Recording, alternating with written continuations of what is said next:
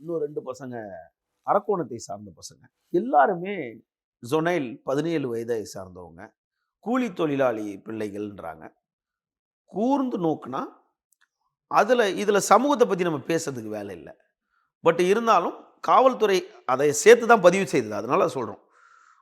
அந்த 3 பையன் ஒரு சமூகமும், பட்டியல் சமூகமும், ஒரு பையன் வேற ஒரு சமூகம். இவங்க 4 பேரும் வரானுங்க.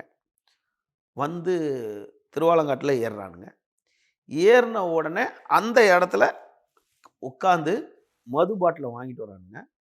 ஆல்ரெடி இவனுங்க வரும்போதே கஞ்சா போதையில இருக்கிறானுங்க. வந்து அந்த இடத்துல அதில ஒரு பையன்கிட்ட மட்டும் ஃபோன குடுத்துடுறானுங்க.